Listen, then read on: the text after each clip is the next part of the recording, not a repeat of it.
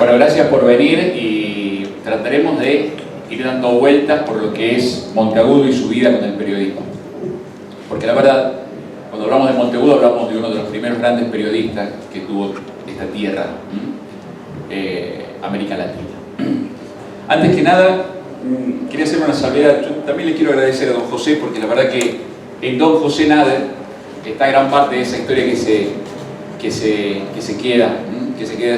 Tenemos esa particularidad. Él tiene una pizzería, y donde nació Alberdi también es una pizzería, así que todos dicen, pues mira, donde nació Alberdi es una pizzería, donde nació Monteagudo es una pizzería. La diferencia de don José con la otra es que uno a veces reniega porque cuando pasa por la esquina de la 24 y 25 hay una pequeña plaquita más chica que ese cuadro donde dice aquí nació Alberdi, y encima le han puesto una planta hace un año por lo menos, así que casi ni se la ve. Don José, yo le agradezco que le ha puesto todo una gigantografía en la pared, con lo cual resalta mucho más allá de la biblioteca. Y nos engalana con su presencia. Y en segundo lugar quería valorar mucho esto que está haciendo el Archivo Histórico, porque la verdad es que muchas veces no entramos a este lugar, no lo conocemos este lugar, y este lugar, estos libros están llenos de la historia esa que nosotros conocemos de siempre. San Martín, el gran general San Martín. Bueno, por acá anda San Martín. Acá están los escritos de San Martín. Güemes, Bernabé Araoz. Acá hay, generosamente, Javier ha sacado varios libros y ustedes después se pueden dar una vueltita si quieren, mirarlos, y van a ver la firma de puño y letra de lo que han sido los próceres. O sea que tan lejos los próceres no estaban. Yo quería valorar mucho esto, porque la verdad que es la primera vez que se lo hace en Tucumán. Esto estuvo guardado por mucho tiempo. Tenía ahí algunas copias. Esa es la firma de Monteagudo, que está allá. Esa es la firma de Monteagudo. Ahí está la firma de Alberdi. Es el papel en el cual Alberdi lo firmó. No es una copia, no es nada. Esta es la firma de Belgrano. Esta es la firma de Gregorio Araoz de la Madrid. Y acá hay más. Por acá está de Bernabé Araoz también, y hay más. Por ahí, en uno de estos libros, me acuerdo que está para esta parte, hay un documento que está firmado, que es una orden que cuando San Martín estaba en Tucumán le da al comisario para que le dé plata a Güemes para que siga camino a Salta. Y está por ahí, ¿no? Está por ahí. Nada, un día lo buscamos y se ve cómo se lo puede poner. Pero lo curioso de eso es que la firman las dos. Es un mismo documento que está firmado por San Martín y por Güemes. Lo que pasa es que Tucumán tiene un privilegio que no lo tiene casi nadie. Y ese privilegio que no lo tiene casi nadie es el privilegio de ser la cuna de la independencia. Ser el único lugar en la Argentina donde caminaron juntos Belgrano y San Martín. Por acá pasaron todos. Por acá pasó Pueyrredón, por acá pasó Güemes, aquí nació Bernabé Araoz, aquí nació Álvarez Condarco. Cuando uno mira la historia de la independencia argentina, indefectiblemente tiene que mirar a Tucumán, porque tenemos la gracia, la suerte, o como se llame, de que todo pasó por aquí. De que todo pasó por aquí. Y eso no lo tiene nadie. ¿En Córdoba pasaron muchas cosas? Sí. Pero no lo tuvieron a San Martín y a Belgrano juntos caminando.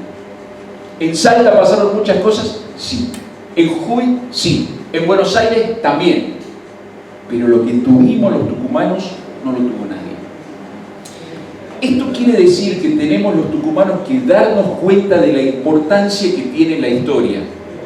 Y por eso yo hago este paréntesis para agradecerle al Archivo Histórico que nos abre las puertas para que podamos nosotros, las escuelas, todos venir a conocer la historia, que está en papel concreto. O sea, cuando ustedes se den una vuelta por acá, es concreto, es libro concreto, es firma, es tinta concreta. Y primero, conociendo la historia, vamos a aprender a quererla. Y aprendiendo a querer la historia y a crecer en ese amor por nuestra historia, seguramente vamos a hacer de esta lo que es una ciudad y una provincia histórica. Eso es fundamental, hacer de esto una ciudad y una provincia histórica.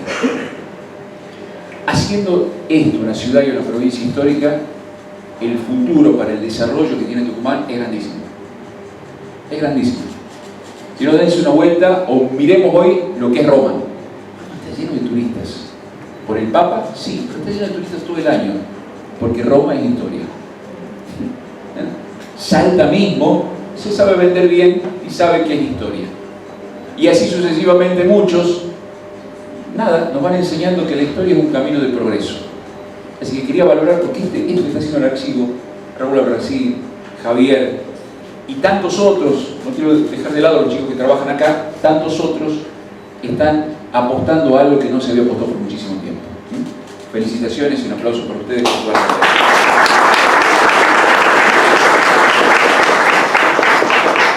Bueno, vamos a lo nuestro, Monteagudo y el periodismo. Este es Monteagudo, que nació en Tucumán el 20 de agosto de 1879, hijo de don Miguel de Monteagudo, que era un español, ¿no?, que vino desde a hacer la América, se vino muy jovencito, vino a hacer la América, llegó a Buenos Aires primero, estuvo en Buenos Aires, eran tiempos donde había problemas en la zona de las misiones, muchos habían ido a combatir en las misiones, y él se quedó en Buenos Aires trabajando en un bar. De pronto el virrey de aquel momento en Buenos Aires emite una orden donde dice que todos los vagos van a la cárcel. Por lo tanto, los vagos de Buenos Aires, estamos hablando de una ciudad de 4.000, 5.000 habitantes, chiquita, los vagos de Buenos Aires, ¿a dónde iban? Al bar, a pasar el día en el bar, a jugar a las cartas, a hablar un poco, seguramente a destapar una botellita por ahí.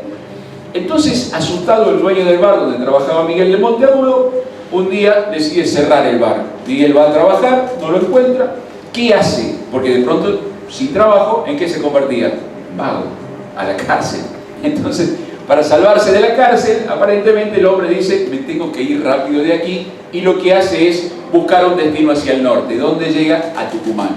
Bien busca vida el hombre, empieza a dar vueltas por aquí y compraba y vendía aceites.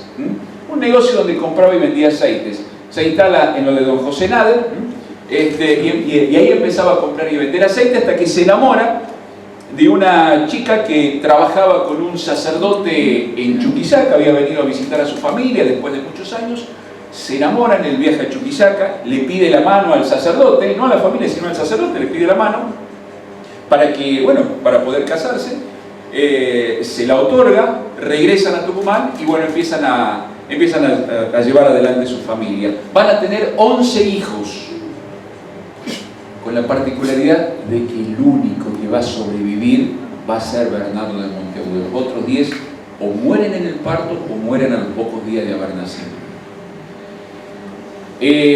Miguel va a viajar a Jujuy, donde va a tener un cargo, va a conseguir un cargo público.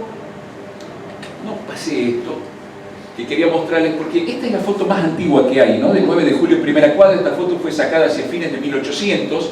Yo le puse a Monteagudo aquí como para que tengan una idea, y esto que dice librería y papelería sería lo que hoy es el Hotel Corona, como para que más o menos se den una idea. No sabemos si desde 1700 está vacío o no. Esta foto es 100 años después del nacimiento de Monteagudo aproximadamente, de acuerdo a una crónica que está en el diario de la Gaceta que la puso Páez de la Torre en algún momento. Entonces, este chiquito, Monteagudo estaba solo con su mamá acá, cuando de pronto muere su mamá cuando él tenía solo 6 años. Y el papá lo lleva con él a Jujuy, se casa nuevamente, dicen que él no estaba muy cómodo. Entonces, viendo que este pequeño tenía mucha fuerza para el estudio, que tenía mucha capacidad para el estudio, el padre decide ir a Chuquisaca, lo que hoy es Sucre, y allí decide, entablar diálogo con el sacerdote, que le dice, sí, yo me hago cargo, lo hago quedar y le pago el estudio. Y vale que hizo una buena inversión, porque lo de Monteagudo fue realmente interesante. Fíjense, en 1805, cuando tenía solo 15, 16 años, se doctora en teología. Cuando tenía 17 años terminó doctorándose en cánones, y en 1808, 2 años después, a los 19 años, termina doctorándose en leyes. 3 doctorados tenía Monteagudo con tan solo 19 años, y comienza en ese momento a trabajar como defensor de los pobres. Y aquí es importante empezar a hacer un paralelismo. Ese paralelismo es entre lo que pasaba en Europa y las noticias que llegaban a América. Y en Europa ustedes saben que en 1808 Napoleón Bonaparte decide invadir España y lo toma prisionero al rey Fernando VII. Por lo tanto, cuando llegan las noticias a esta parte del continente, muchos empiezan a preguntarse, "Epa, ¿qué pasa? ¿Qué hacemos con todo esto?". En ese momento, con tan solo 19 años, Fernando de Monteagudo va a escribir dos textos fundamentales. Uno es un diálogo entre Atahualpa y Fernando VII y el otro es el silogismo de Chuquisaca. Lo del diálogo es imperdible. Es mucho más largo de lo que vamos a ver ahora, pero es imperdible.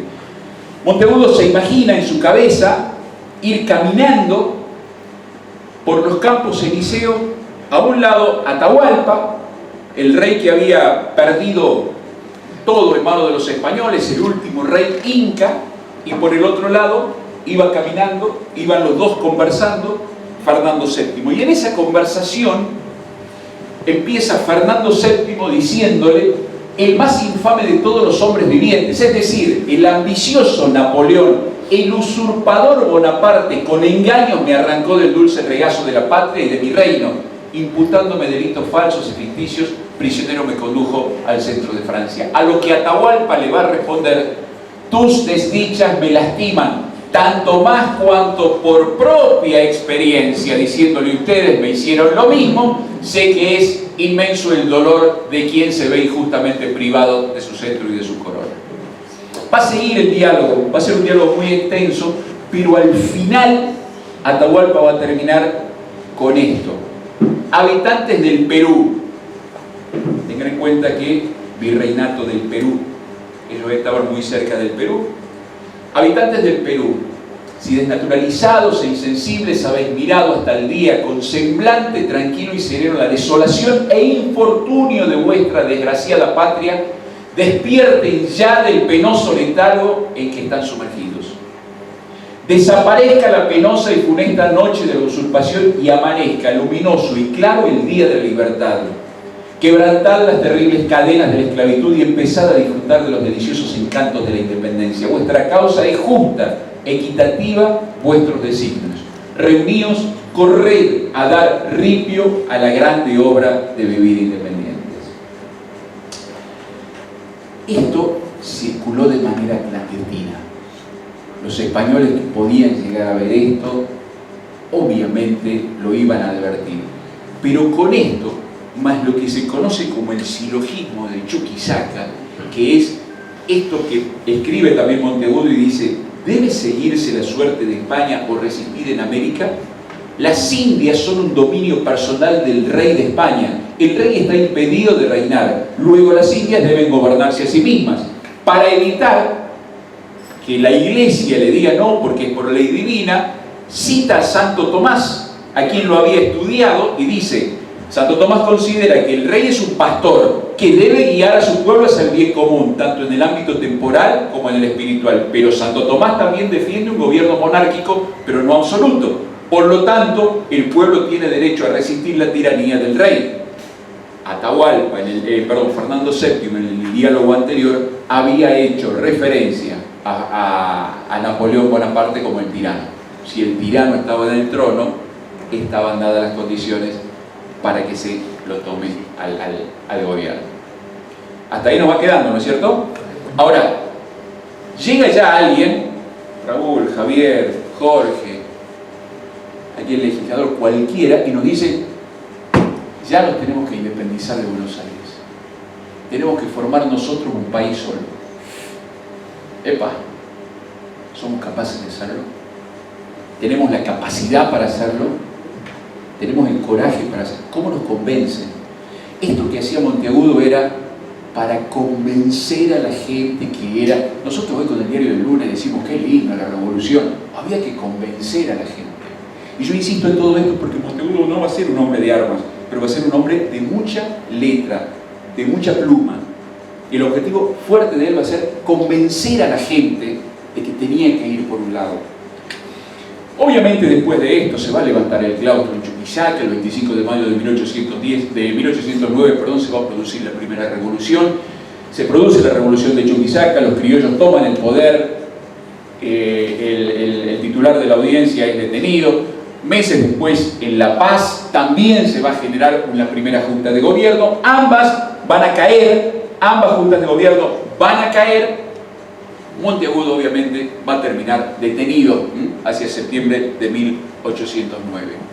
En todo esto, la noticia llega a Buenos Aires, 25 de mayo de 1810, se produce la Revolución de Mayo, y con la Revolución de Mayo se manda un ejército hacia el norte, al mando primero de Rondó, hasta que después lo agarra Castelli, al final lo agarra Castelli, se viene hacia el norte, triunfa en Suipacha en noviembre de 1810 y llega hasta donde estaba Monteagudo. Se libera Monteagudo y empiezan a ver cómo terminaban de conquistar todo lo que era el Alto Perú. En ese momento se produce la batalla de Huaki, que termina en una terrible derrota para los criollos de parte de los realistas, que tienen que volver. Es largo de contarlo, pero la verdad que se la podía haber conquistado ya en 1811 a todo el norte y a todo lo que era en ese momento ya las provincias unidas del Río de la Plata, y bueno, se perdió en Huaki por errores estratégicos. El punto es que Monteagudo volvió a Buenos Aires derrotado. Castelli, obviamente amigo, compañero de Monteagudo en la Universidad de Chuquisaca, también regresó, y cuando a Castelli le hacen juicio porque era el jefe del ejército que había sido derrotado, su abogado va a ser Bernardo de Monteagudo. Monteagudo y Castelli van a llegar a fines de 1811 a Buenos Aires, en noviembre de 1811, cuando empezaba a caer el poder de Saavedra. Porque, a ver, nosotros nos olvidamos siempre de pensar que había muchas cuestiones políticas desde el día cero, desde el día 1 en Argentina. Si nosotros miramos que después del 25 de mayo de 1810 no eran radicales ni peronistas, eran conservadores y liberales, eran saavedristas y morenistas. En esa división, Saavedra, recordemos que había impuesto hacia diciembre de 1810 la Junta Grande, por lo tanto lo había mandado a Moreno que se vaya a Inglaterra. Sospechosamente Moreno va a morir en marzo de 1811, pero esas ideas liberales de Moreno van a quedar. Saavedra va a continuar en el poder. Después de la batalla de Huaki, Saavedra termina cayendo y se forma entonces el primer triunvirato. Septiembre de 1811 se forma el primer triunvirato. Llega en noviembre de 1811 Castelli, bien digo, y Monteagudo. Primer triunvirato que estaba formado por, quiero que lo leamos bien, Chiclana, Zarratea y Paso. Y el secretario, el hombre fuerte en realidad, el que manejaba las ideas de estos tres, se llamaba Bernardino Rivadavia.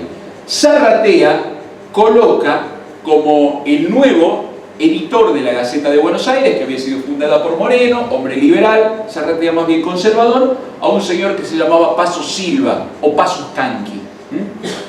Este Paso Canqui, en diciembre de 1800, a principios de diciembre de 1811, en la Gaceta de Buenos Aires escribe un ataque muy fuerte, una crítica muy fuerte contra Castelli y contra la gente que había sido derrotada en el norte, muy fuerte. Por lo tanto, en el próximo número, Monteagudo, sin ser lerdo, le contesta en la Gaceta dando los argumentos por los cuales le pareció una falta de respeto lo que Paso Canqui había escrito. Viendo esto, y viendo que Zarratea tenía el poder de la Gaceta, rápido, Rivadavia, secretario, le propone entonces que saquen 2 números de la Gaceta. Entonces, a partir de diciembre de 1811, la Gaceta de Buenos Aires, que se editaba solo los martes, empieza a salir los martes por Pasos Canqui y los viernes por Bernardo de Monteagudo. ¿Se imaginan lo que era eso, no? ¿Se imaginan lo que era eso? ¿Qué ocurre? ¿Qué ocurre?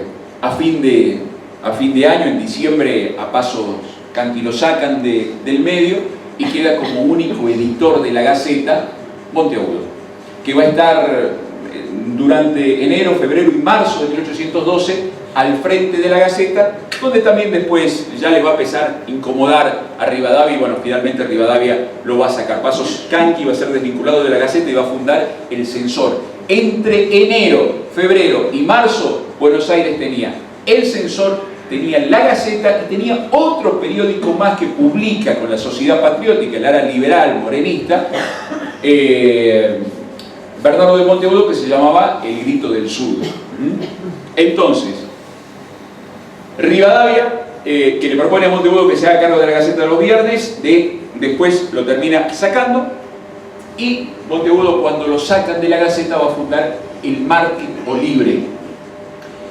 Como editor del Mártir o Libre, Monteagudo va a asumir dos posturas. Una que era la contestataria, haciendo la guerra con la escritura, tipo contestatario, un tipo duro, un tipo que decía con mucha fuerza qué es lo que había que hacer y qué es lo que no había que hacer. Por otra parte, va a ser un tipo muy pedagógico y va a hacer las observaciones didácticas, así como en la Gaceta tenemos los dimes y diretes, tenemos la parte política, etcétera, etcétera. Aquí Monteagudo va a hacer las observaciones didácticas, y era donde él enseñaba a la gente por qué tenían que adherir a la revolución. Además, para darle mucha fuerza, y esta es una parte muy rica de Monteagudo, transcribía textos norteamericanos. ¿Qué decían los textos norteamericanos? ¿Por qué era buena la revolución y por qué era buena formar una república y no seguir en manos de los en este caso de los españoles, ellos decían de los ingleses? Era una manera estratégica. Después va a venir también, como decíamos, el Grito del Sur, que va a seguir generando en toda la sociedad de Buenos Aires, aquí ya estamos en 1812, en toda la sociedad de Buenos Aires, mucha claridad sobre el lugar a dónde debía irse. Recuerden que hasta 1812, si bien es cierto, había existido una primera junta de gobierno, si bien es cierto que había existido un primer triunvirato y había existido un segundo triunvirato, todo se firmaba hasta ese momento. Manuel de Zarratea, secretario del triunvirato o integrante del triunvirato, en nombre del rey Fernando VII. Todo se firmaba hasta ese momento en nombre del rey Fernando VII, hasta que en 1813 se decide llamar a una asamblea. En 1813, en el momento en que se llama la asamblea, antes de que llegue la asamblea, en los primeros días de enero, se saca la Gaceta Ministerial, también editada por Bernardo de Monteagudo, que estaba a cargo del gobierno de Buenos Aires y en el cual empezaban a publicarse todos los pasos que se iban dando hasta que comience la asamblea del año 13. Y una vez que comienza la asamblea del año 13, empieza el redactor de la asamblea, que era una publicación que estaba encargada de informar sobre las sesiones y las resoluciones. Comienza en los primeros días de la asamblea, no tan solo escribía allí Bernardo de Monteagudo, aunque era el editor, era el encargado, también estaba Larrea, Antonio Sáez, entre otros. Recordemos que la asamblea del año 13 va a durar hasta 1815.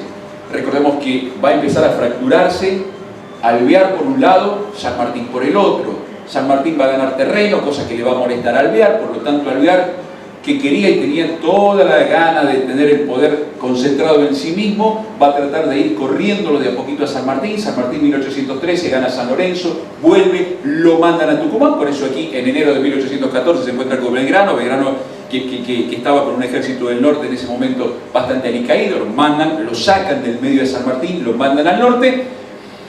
Y en ese momento Monteagudo decide no seguir a San Martín, sino decide seguir a Alvear. Por eso en 1815, cuando Alvear finalmente está en el poder, hasta el levantamiento de Fontezuela, él va a escribir El Independiente, que era un diario cercano a las políticas que llevaba adelante Carlos Alvear. Pero Alvear va a estar hasta abril de 1815 nada más en el poder, va a ser derrocado. En ese momento Monteagudo lo van a poner preso y lo van a exiliar de la patria. Se va a ir a Europa, va a estar 2 años en Europa. Monteagudo era bien moreno, ¿no? Por ahí han visto las fotos. Y muchos de Buenos Aires no lo querían. Una de las personas que menos lo quería a Monteagudo era Juan Martín de Pueyrredón. Y encima, cuando el Congreso de Tucumán de 1816 declara la independencia, meses antes lo coloca como director supremo. ¿A quién? A Pueyrredón. Por lo tanto, si nosotros miramos el 16, era decirle Monteagudo no vuelve más. Pero alguien le dijo a San Martín, Monteagudo es bueno, y San Martín lo pidió. Dicen muchos que fue Zarratea, y fue entonces que Monteagudo regresó a estas tierras como el auditor del Ejército de los Andes. Enterado de esto, Ejército de los Andes que estaba en Mendoza, enterado de esto en Buenos Aires, le pide urgente Pueyrredón a San Martín que lo saque del medio, que lo detenga, que lo mande de nuevo al exilio, y San Martín, para no perderlo a Monteagudo, hace rápidamente un cambio. Lo pone como auditor del Ejército de Chile. Con lo cual, a pesar de la rabieta que se agarró Pueyrredón, nada podía hacer. Yo trato La verdad que hay muchas anécdotas muy ricas, pero hay mucho trato de ir avanzando y cualquier pregunta que ustedes quieran la pueden hacer, ¿no? Con toda confianza. Bueno, llega San Martín, cruza la cordillera de los Andes, de pronto empieza la libertad de Chile. Y aquí vuelve a aparecer el Monteagudo en su pluma máxima. La proclama de la independencia de Chile es escrita por Monteagudo, confirmado, aunque los chilenos digan que es de O'Higgins. Pero fíjense lo que escribe. ¿Vais a proclamar la ley más augusta del código de la naturaleza? ¿Os vais a declarar libres e independientes? ¿Vais a franquear vuestros mares al comercio de todas las naciones que atraerán la abundancia y la cultura? ¿Vais a abrir a nuestros hijos la carrera del honor? Almas débiles, le dicen los chilenos. No crean que este es un paso imprudente y arrojado. El invariable sistema de España nos ha convencido en el espacio de 8 años, 1818 excepto, que ya no hay más paz ni tranquilidad para América que la que ella se gane por esfuerzo y resolución. Con esta proclama se va a redactar el acta de la independencia de Chile. En ese interín, recordemos que San Martín gana la primera batalla, después pierde en Cancha Rayada, y en esa derrota de San Martín o de los ejércitos, no estaba San Martín al frente, pero en esa derrota de los ejércitos de San Martín, lo que ocurre es que Monteagudo cree que lo habían matado a San Martín y O'Higgins y directamente baja de nuevo a Mendoza. Muchos lo van a culpar por eso, pero bueno, él después va a volver a Chile. Y cuando vuelve a Chile, primero va a tratar de fortalecer lo que había sido la independencia. Y para fortalecer lo que había sido la independencia va a escribir un texto que se llama Relación de la Gran Fiesta Cívica del 18 de febrero de 1818. Es un escrito donde retrata la jornada del festejo y eso se lo hacía circular por todas partes. La idea era que los chilenos empiecen a convencerse que la independencia era buena y que había que festejarla. Y por otra parte va a escribir El Censor de la Revolución, que eran análisis políticos que trataban de favorecerlo siempre, estamos hablando aquí ya de 1820, de favorecerlo siempre a San Martín y a O'Higgins, a ambos. Estaba previsto de que el Censor de la Revolución se edite el 10, el 20 y el 30 de cada mes. Los 5 primeros números se editan de esa manera, pero después los 2 últimos números ya no se hace de esta manera, porque también en el medio ocurre que era el momento de partir. San Martín partía desde Chile por mar a Perú y Monteagudo se iba con San Martín. En ese interín, San Martín lo va a llevar a Monteagudo de publicista, textos para publicitar la revolución. Sabemos que San Martín no va a llegar directamente a Lima y Monteagudo va a llevar por primera vez una imprenta móvil que en ese momento prácticamente era impensado. Y en esa imprenta móvil va a escribir el boletín del ejército, donde se publicaban: se ganó en tal parte, vamos por el ejército, hay tales órdenes para el ejército. La idea era arengar siempre a la tropa. Y por otra parte, una vez que se va prácticamente, ustedes saben de que la independencia de Perú fueron distintas batallas que hubo en distintos lugares. San Martín parlamenta con Joaquín de la Serna, que era el virrey del Perú. El virrey del Perú le dice: está bien, estamos derrotados, yo me voy de Lima, y pactan sin guerra en ese momento que San Martín ingrese triunfal a Lima. Cuando prácticamente las batallas estaban concluidas, él escribe el pacificador. El pacificador se lo va a escribir hasta septiembre de 1821, ya San Martín sentado en Lima como protector del Perú, y de pronto lo va a dejar de escribir porque le van a dar un cargo más importante. ¿Qué cargo? San Martín, ¿qué cargos? Lo pone como ministro de Guerra y de Marina, ministro de Gobierno y ministro de Relaciones Exteriores. Era San Martín y Monteagudo. Ese era el gobierno. San Martín, tratando de... No era ministro de Economía, lo único, pero tampoco había mucha plata para ser ministro de Economía. Ver cómo se podía pelearla un poco a la historia. Pero va a ocurrir que al año siguiente San Martín va a viajar, va a parlamentar con Bolívar, y después de parlamentar con Bolívar lo va a dejar inclusive a Monteagudo que se quede al frente del gobierno. Los peruanos ya no lo querían mucho a Monteagudo. Hay que decir que Monteagudo no era un tipo fácil, ¿no? Monteagudo era blanco o negro. No era un tipo de medias tintas, era un tipo muy duro. Cuando tenía que atacar era duro, era jacobino. era de los que había consumido literariamente todo lo que se había ocurrido en la Revolución Francesa, por lo tanto era un tipo de blanco o negro, y decía que no había que tener ninguna compasión contra el enemigo.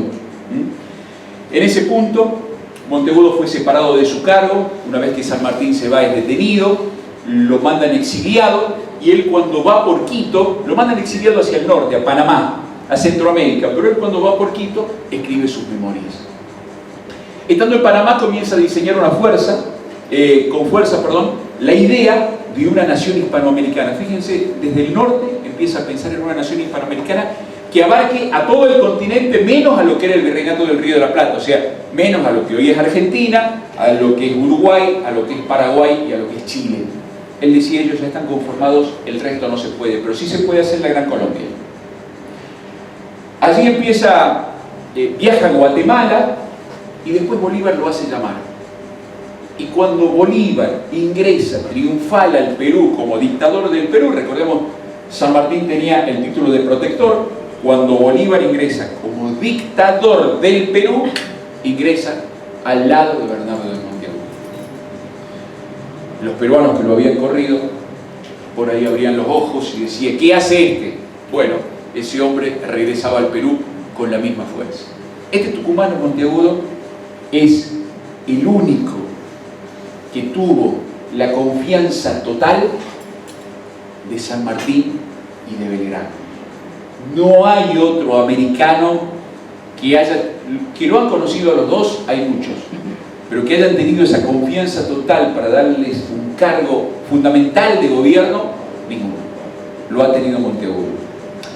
Esto es en 1824, estando ya de nuevo en Perú, empieza a escribir el ensayo sobre la necesidad de una federación general entre los estados hispanoamericanos y su plan de organización. Es largo el título. Este ensayo estaba escribiendo cuando lamentablemente en enero de 1825 lo matan. Esto estaba previsto para que se haga un congreso en Panamá, pero la idea de la gran nación hispanoamericana, de la gran Colombia que tenía Bolívar, de que todo sea una gran nación desde Panamá hasta Bolivia, esa idea empieza a perder fuerza y finalmente va a terminar de sucumbir años después. Bernardo de Monteagudo, como verán, escribió bastante. Fue uno de los escritores con mayor riqueza literaria y solvencia académica. ¿Se acuerdan cuando veíamos al principio? No escribía por escribir. Escribía un texto y al lado colocaba por qué. Colocaba el por qué. Escribió con fundamentos cada uno de sus artículos y editoriales, sabiendo adaptarse a las necesidades del momento. No era el mismo Monteagudo que escribía en Buenos Aires en 1812 al Monteagudo que escribía en Chile en 1820. El Monteagudo de 1812 era el Monteagudo que buscaba una república y un gobierno constitucional. Después Monteagudo le va a confesar a San Martín y a O'Higgins: América no está preparada para un gobierno constitucional, y va a proponer una monarquía constitucional. Por eso digo, escribió siempre con fundamento por un lado y por otra parte también con mucha solvencia literaria. Monteagudo escribió por lo menos 14 distribuciones periodísticas y publicistas, fundamentales para convencer a los pueblos de que necesitábamos ser libres. Les repito, ¿quién nos puede convencer a nosotros ahora que ya no somos argentinos, que tenemos que formar una nueva nación? Monteagudo tenía que convencer a la gente de ese tiempo que había que liberarse de España. Una cosa es decirlo hoy, pero imagínense que el padre de Monteagudo, o si quieren el abuelo de Monteagudo por parte de la madre, si quieren, ni lo piensen por lo del padre porque venía de España, prácticamente eran generaciones y generaciones que solamente conocían como forma de gobierno que nos gobierne España a través de sus representantes. Llevábamos 500 años, por lo tanto para cualquier persona nacida en esa época era normal que el español sea el que gobierne. Este Monteagudo es el que nos convenció a todos. Este Monteagudo es el que nació aquí en Tucumán, ahí en la 9 de julio, primera cuadra, donde hoy es el Mostacho, el 20 de agosto. Ay, me comió una vez. ese el 20 de agosto de 1789 y que murió en Lima, asesinado.